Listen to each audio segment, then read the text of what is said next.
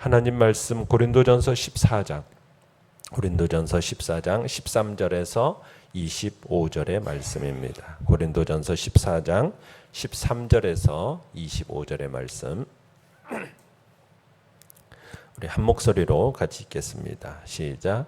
그러므로 방언을 말하는 자는 통역하기를 기도할지니 내가 만일 방언으로 기도하면 나의 영이 기도하거니와 나의 마음은 열매를 맺지 못하리라. 그러면 어떻게 할까? 내가 영으로 기도하고 또 마음으로 기도하며 내가 영으로 찬송하고 또 마음으로 찬송하리라. 그렇지 아니하면 내가 영으로 축복할 때에 알지 못하는 처지에 있는 자가 내가 무슨 말을 하는지 알지 못하고 내 감사에 어찌 아멘 하리요. 너는 감사를 잘하였으나 그러나 다른 사람은 덕을 세움을 받지 못하리라. 내가 너희 모든 사람보다 방언을 더 말함으로 하나님께 감사하노라. 그러나 교회에서 내가 남을 가르치기 위하여 깨달은 마음으로 5마디 말을 하는 것이 1만마디 방언으로 말하는 것보다 나으니라. 형제들아, 지혜는 어린아이가 되지 말고 악에는 어린아이가 되라. 지혜에는 장성한 사람이 되라. 율법에 기록된 바 주께서 이르시되 내가 다른 방언을 말하는 자와 다른 입술로 이 백성에게 말할지라도 그들이 여전히 듣지 아니하리라 하였으니 그러므로 방언은 믿는 자들을 위하지 아니하고 믿지 아니하는 자들을 위하는 표적이나 예언은 믿지 아니하는 자들을 위하지 않고 믿는 자들을 위함이니라. 그러므로 온 교회가 함께 모여 다 방언으로 말하면 알지 못하는 자들이나 믿지 아니하는 자들이 들어와서 너희를 미쳤다 하지 아니하겠느냐. 그러나 다 예언을 하면 믿지 아니하는 자들이나 알지 못하는 자들이 들어와서 모든 사람에게 책망을 들으며 모든 사람에게 판단을 받고 그 마음에 숨은 일들이 드러나게 되므로 엎드리어 하나님께 경배하며 하나님이 참으로 너희 가운데 계신다 전파하리라. 아멘. 오늘 말씀의 제목은 예언의 우월성이라는 제목으로 말씀을 나눕니다. 바울은 지금 은사 관련 문제를 다루면서 모든 은사의 대전제이자 은사 중에 최고의 은사는 뭐라고 얘기했습니까? 사랑이라고 그랬죠. 사랑에 대해서 우리가 13장에서 다루었어요.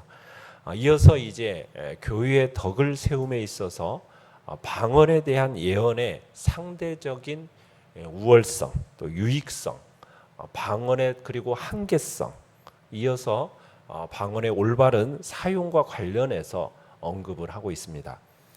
바울은 고린도 교인들에게 교훈해주고 있는 것은 지금 신비스럽게는 보이지만 뜻이 전혀 통하지 않는 그 방언의 은사만을 선호할 것이 아니라 교회 공동체에 덕을 세울 수 있는 은사를 우선적으로 사모하라, 지금 이야기하고 있는 거죠. 방언이라는 것은 우리가 어제 2절에 봤듯이 하나님께 말하는 거라고 그랬어요. 그러니까 하나님께 말한다라는 것 그 자체가 이미 방언은 기도입니다. 그런 의미에서 방언은 꼭 부정적인 것은 아니에요. 매우 긍정적인 것입니다. 그럼에도 불구하고 이 방언은 교회 공동체 전체의 덕을 세우는 게 아니라고 그랬어요. 3절 4절에 봤지만 자기 덕을 세우는 것이다 라는 점에서 보면은 예언보다는 분명히 제한적인 성격을 갖고 있는 거죠. 자, 이런 문제 해결을 위해서 방언을 하는 사람은 특별히 13절에서 뭘 구하라고 얘기하고 있습니까? 통역하는 은사를 함께 구해야 함을 얘기하고죠. 그럼 방언의 은사만으로는 교회의 덕을 세우는데 기여할 수가 없기 때문인 겁니다. 내용 관찰 문제 1번입니다. 바울은 방언과 예언의 차이에 대해 언급하고 있습니다. 그것은 무엇입니까? 자, 14절에 가보시면은 방언으로 기도하는 것은 나의 영이 기도하는 것이고 내 마음과는 관계가 없다, 이렇게 말을 하고 있죠. 자, 방언을 말하는 사람은 자신이 말하는 것을 의식은 해요. 성령께서 자신의 영을 움직이셔서 방언을 말하고 있구나, 그 사실을 자신도 명확하게 인지는 하고 있습니다. 그런데 마음이 열매를 맺지 못한다고 그래요. 무슨 얘기냐면 방언 기도가 영으로만 드리는 기도이지 자신이 그 무슨 기도를 하는지 자신이 이해하고 깨달아서 그로 말미암은 인격의 변화에는 아무런 영향력도 행사하지 못하는 것이 방언 기도라는 거예요. 그러니까 내가 방언으로 기도하는 것은 나라는 존재 전체, 그러니까 전 인격적인 것이 아니라 그 가운데서도 일부분인 영과 관계된 것일 뿐이지 내 본성의 가장 중요한 부분이라고 말할 수 있는 이 마음은 활동하지 않은 채 여전히 남아있는 것이 방언으로 하는 기도라는 거예요. 그래서 방언 기도의 이 제한성에 대해서 말하고 그렇다면 자신이 어떻게 해야겠는가? 그런 묻는 질문에 대해서 스스로 답변을 하는데 15절에서 내가 그러면 어떻게 할까? 어떻게 하라고요? 내가 영으로 기도하고 또 마음으로 기도하며 내가 영으로 찬송하고 또 마음으로 찬송하리라. 자, 여기서 마음이라는 것은 이성이라고 얘기할 수 있습니다. 이성. 그러니까 영으로 기도하고 이성으로 기도하는 거고 영으로 찬송하고 또 이성으로 찬송한다. 통상 영으로 기도하는 이 방언 기도는 이성으로 하는 기도보다 우월하다고 이 고린도 교인들은 생각을 했어요. 그런데 지금 바울은 뭘 얘기하는 거예요? 영으로 기도할 뿐만 아니라 이성으로 기도하는 것이 중요하다. 지금 이 이야기를 하고 있는 거죠. 그러니까 바울은 영과 마음이 함께하는 기도, 영과 이성으로 함께하는 기도, 이게 더욱 귀한 기도다라고 주장하고 있는 겁니다. 그러니까 지금 바울이 방언 기도, 방언 찬송 이것에 대해서 권면할 때 계속 염두에 두고 있는 건 뭐냐면 교회의 건덕입니다. 교회의 덕을 세우는 거예요. 그러니까 방언 기도와 방언 찬양이라는 것은 하나님의 은사예요. 결코 폐기되어서는 안 될 것이긴 합니다. 그러나 염두에 둬야 될 것은 이성적인 기도, 이성적인 찬양 이것이 중요하다라는 거예요. 그냥 생각 없이 하는 그런 찬양과 생각 없는 기도는 이것은 마음의 열매를 맺지 못하는 기도요 찬양이기 때문에 이성적으로 말하고 이성적으로 찬양하는 것 이것이 중요함을 얘기하고 있는 거죠. 강조점이 바로 이성적 기도와 이성적 찬양에 있는 것입니다. 바울은 18절에 보면은 누구보다도 이런 성령의 은사를 넘치도록 받았던 사람이에요. 풍성한 영적인 은사를 누린 사람이 바울입니다. 그럼에도 불구하고 바울은 사람들 앞에서 방언을 말하는 것을 철저하게 자제를 했어요. 바울은 방언을 말하는 것으로 자기의 어떤 스스로의 인격적인 변화를 비롯한 그 어떤 열매로 맺을 수 없다라는 것을 알았고 이로 인하여서 교회 공동체 전체에 덕을 세울 수 없다는 사실을 너무나 잘 알았기 때문에 그가 비록 방언으로 기도하는 그런 은사를 갖지만 그것을 스스로 사람들 앞에서는 철저하게 자제하는 모습을 보였다라는 겁니다. 그러니까 교회는 개인주의적인 어떤 신비를 추구하는 집단이 아닙니다.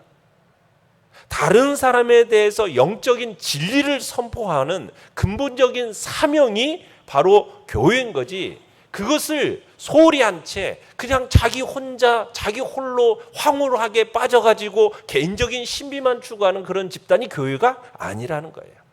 그래서 19절에 뭐라고 얘기하고 있습니까? 1만 마디의 방언보다도 깨달은 말 5마디가 더 유익하다 이렇게 바울이 언급하고 있는 거예요.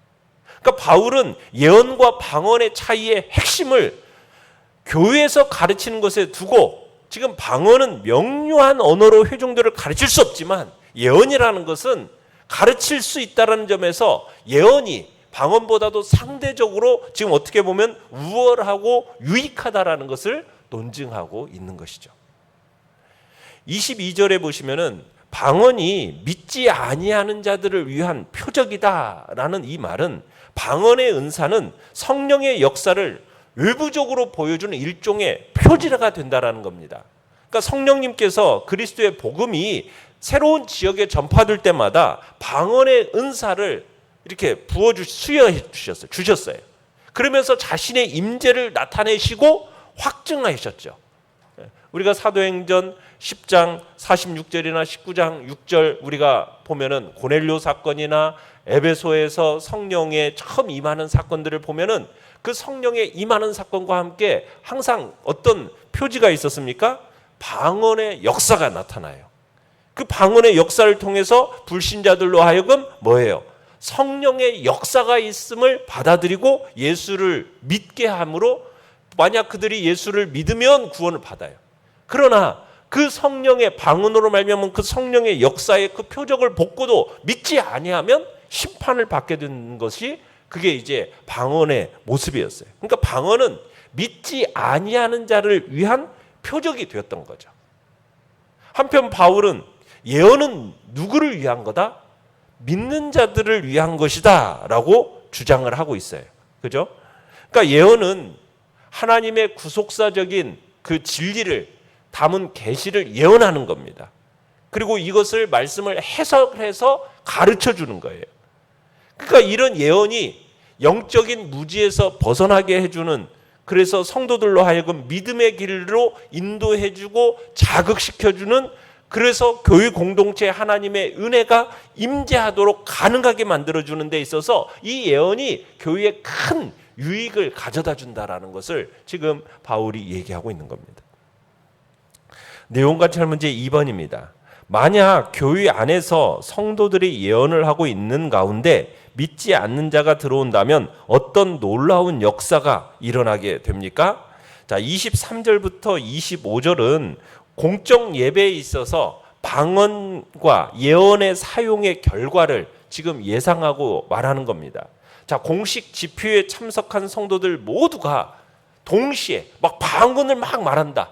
막 혹은 돌아가면서 막 모두가 방언을 한다. 여러분 이렇게 한번 상상해 보자는 거예요. 그러면 그들 가운데 초신자들 또 믿지 않는 불신자들이 쫙 들어왔어요. 근데 전혀 알아듣지도 못하는 그런 막 방언으로 막 말하고 있으면 뭐라고 생각하겠어요?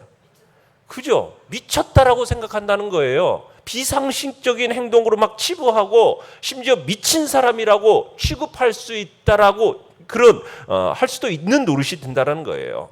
그러나 성도들이 공식 집회에 참석했는데 그 참석자 모두가 예언을 한다라고 한번 가정해 보자라는 거죠. 그러면 그 결과는 반대로 나타난다라는 거예요.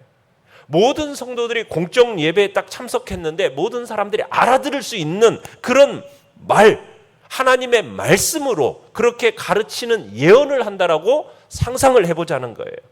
바울은 믿지 아니하는 자들이, 알아듣지도 못하는 자들이 딱 들어와가지고 모든 사람에게 그냥 하나님의 말씀으로 막 책망을 듣고 모든 사람에게 판단을 받는 결과, 이런 일이 나타날 거라고 24절에 지금 밝히고 있는 거예요. 그러면서 25절에서 지금 하나님의 예언의 말씀이 선포되면 인간의 양심이 막 자극이 받아서 자신의 그 범죄함이 드러나게 되고 또 무가치함에 대해서 막 깊은 인식이 생겨나게 되면서 엎드려서 결국에는 하나님 앞에 경배할 수밖에 없게 된다 이야기하는 거죠. 그러니까 바울은 여기서 지금 초신자들이나 불신자들이 방언을 들었을 때의 태도와 그것과는 달리 예언을 들었을 경우에 참으로 하나님이 너희 가운데 계신다 이렇게 전파하리라는 점을 기대한다라는 거죠.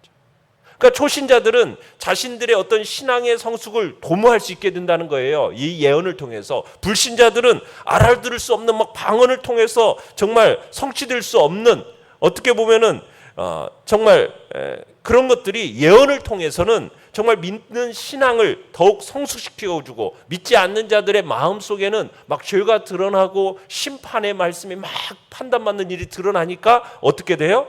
회심되는 일이 일어나게 되면서 교회의 덕을 세우는 일이 바로 예언이다. 그래서 이 예언이라는 것이 하나님의 구원의 계획을 충족시켜주는 데 있어서 큰 효과를 발휘하는 은사임을 지금 바울이 얘기하고 있는 것입니다. 연구와 묵상 문제 3번입니다. 바울이 이토록 방언과 예언의 차이를 설명하면서 예언을 강조하고 있는 이 배경과 이유는 어디에 있다라고 생각됩니까? 여러분, 당시 고린도 교회는 이교도들의 이 제사, 또 그들의 예배라는 그 이교도들의 예배 속에서도요, 황홀경 속에서 막 제사를 지냈어요. 황홀경 속에서 그런 영향을 받아가지고 이 기독교 공예배 중에 막 황홀경 중에 마치 방언으로 막 이렇게 막 무리를 일으키는 그런 사람들이 있었던 거예요. 고린도 교인들이 실제로 자신들이 막 하나님으로부터 부여받은 이 선물인 방언을 이 공적인 예배 자리에서 막 중구난방으로 막 이렇게 해버리니까 얼마나 이 예배가 어떻게 되겠어요?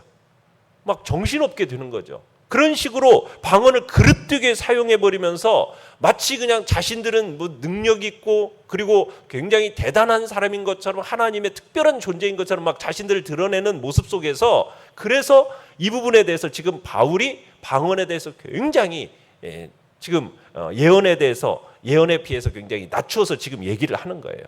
이게 오히려 저주의 도구로 전락시키고 있었던 거죠. 본래 신약의 출발을 알렸던 여러분 오순절 성령 강림 사건에서 여러분 방언의 역사는 어떤 일을 했습니까?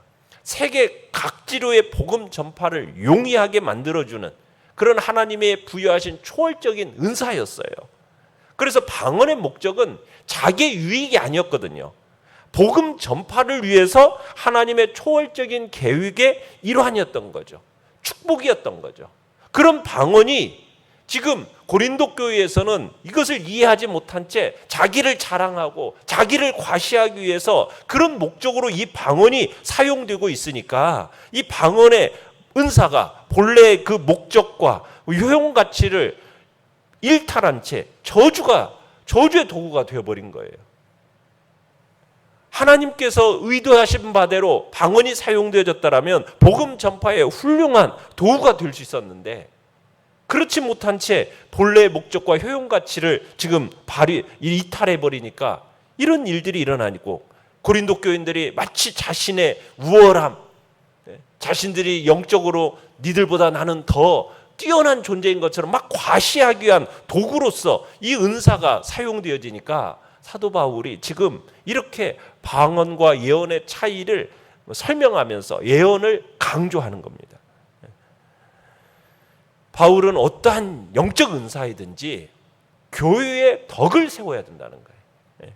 교회를 풍성하기 위해서 사용되어야 한다는 거죠. 그래서 바울은 고린도 교회 성도들의 방언이 아닌 이 예언을 더욱 사모하도록 하고, 믿지 않는 자가 예언을 듣고 자신의 죄인임을 깨닫게 되어서 하나님 앞에 엎드려서 경배해서 하나님의 살아계심을 깨닫게 하는 역사가 일어날 수 있도록 지금 도전하고 있는 것입니다. 느낀 점 4번입니다. 바울은 악에는 어린아이가 되라고 말합니다. 방언과 같은 영적인 은사를 사모하는 데 있어서 악한 동기나 의도를 가져서는 안 됩니다. 나의 경우는 어떻습니까? 자, 바울은 지금 방언의 은사에 극도로 치우쳐져 있는 이 고린도 교인들의 모습이 지혜에 있어서는 어떻다라는 거예요? 유치하다는 거예요. 어리석은 어린아이의 모습과 같다, 지금 말하고 있어요. 은사를 사용함에 있어서 그 은사의 그 진정한 목적에 부합되지 않게 사용하는 것, 그게 바로 악이다라는 거예요. 그 자체가 악이라는 거예요. 화려하게 막 눈에 금세 막 드러나는 방언을 추구하고 그것에 열광하는 이 고린도 교인들의 모습이 영적으로 유치한 어린아이와 같다라는 거예요. 다른 형제들에 대한 배려 없이 그냥 배타적으로 자기의 신앙, 자기의 인격을 막 자랑하고 내세우면서 어떤 열광주의적인 은사의 그 허영심을 추구하고 있는 그 행위를 악과 지금 비교하고 있다는 얘기입니다. 그러므로 아무리 성령과 은혜로 충만하고 유견상으로는 막 겉으로 볼 때는 훌륭한 성인으로 보여도 신앙에 있어서는 어린아이와 같을 수 있다는 것을 우리는 깨달아야 된다는 거죠. 교회나 공동체의 유익은 아랑곳하지 않고 그저 자신의 은사에만 열중해서, 특히 방언의 은사에 치우쳐서 교회 공동체의 유익을 해쳐서는 안 된다는 얘기죠. 교회의 덕, 이 덕이라는 목표 지점을 향해서 계속해서 지속적으로 성숙해 가야 함을 이야기하고 있는 것입니다. 결단과 적용 5번입니다. 우리의 모임과 예배에 믿지 않는 사람들이 온다면 그들이 하나님이 참으로 너희 가운데 계신다라고 고백하며 살아계신 하나님을 전파하게 될까요? 이런 모임과 예배가 되기 위해 우리가 할 수 있는 것은 무엇입니까? 여러분, 하나님의 말씀을 연구하고 읽고 묵상해서 그 깊은 뜻을 여러분 들어온 사람들에게 그 사람에게 맞게 딱 들려줄 때 이게 진정한 예언으로서의 묘미가 있는 겁니다. 그러니까 말씀에 정통해야 돼요. 말씀에 정통한 성도가 여러분 성경을 읽고 연구하고 묵상하고 자신이 스스로 은혜를 먼저 받아서 그 받은 은혜를 이렇게 들려줄 때 그 말씀이 그 사람의 마음을 파헤치는 것을 경험하게 되는 거죠. 그 마음이 아픈 곳을 위로해주고 교만한 부분, 잘못된 생각들 이런 것을 막 들추어주고 깨우쳐주는 그런 역할을 하는 것이 바로 예언인 것입니다. 말씀은 뭐예요? 말씀은 살아서 운동력이 있어서 사람의 마음과 생각을 감찰하고 그 말씀 앞에 우리의 모든 것을 드러내게 해주는 것이 이 말씀의 역할 아닙니까? 이게 예언이 그게 바로 하나님의 말씀의 위대한 힘인 거죠. 그래서 우리는 설교자를 통해서 들려주는 예언의 말씀을 힘써 들어야 할 것이고 우리는 끊임없이 하나님의 말씀인 성경 속으로 들어가 성경 말씀을 묵상해서 그 가운데서 들려오는 그 예언의 말씀에 우리는 귀를 기울여야 할 것입니다. 그 말씀으로 다른 영혼을 살리는데 우리가 힘쓰는 자리에 우리가 있어야 하겠습니다. 오늘의 기도 같이 읽겠습니다. 시작. 주님, 제가 영적 은사를 사용함에 있어서 다른 성도들의 유익을 위하여 사용하게 하옵소서. 아멘.